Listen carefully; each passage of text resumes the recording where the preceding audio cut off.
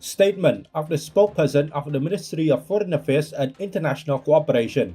In response to the recent remarks by Deputy Prime Minister and Minister of Foreign Affairs of Thailand, Sihasak Phumketkau, regarding the stalled talk on the Cambodia-Thailand land border issues, the spokesperson of the Ministry of Foreign Affairs and International Cooperation of Cambodia makes the following statement.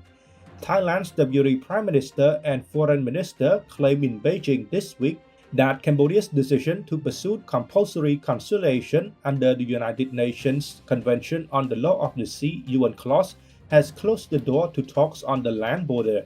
This is simply not true. The maritime boundary and the land boundary are governed by different legal frameworks and different bilateral mechanisms. Cambodia resorts to UN clause concern the maritime border alone. UN clause is itself an agreed and peaceful means for resolving maritime dispute, and its use should reassure rather than causing concern of a neighbor genuinely committed to the rule of international law. It cannot credibly be treated as a ground for suspending unrelated work on demarcating the land boundary through the JBC already agreed in the MOU of June 14, 2000 and reaffirmed in the 27 December 2025 ceasefire. It is worth recalling that it has been Thailand that has unilaterally withdrawn from this agreed framework for bilateral negotiation on maritime issues, despite Cambodia's request that it not do so.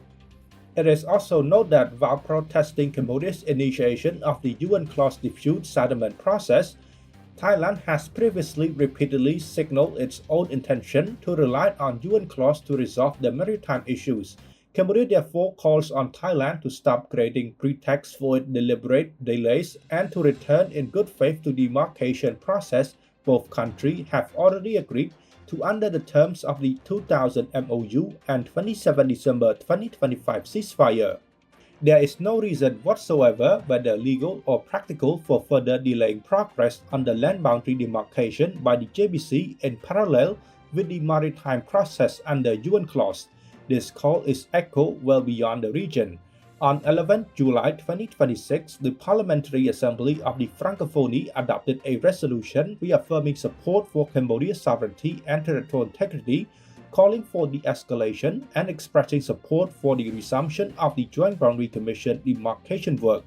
The international community expects Thailand to respect the long-standing 1962 and 2013 judgment of the International Court of Justice (ICJ) on the Temple of Prevahir and the elimination of the land boundary in accordance with its treaty of 1904 and 1907 as expressly reaffirmed between the parties in the 2000 MOU.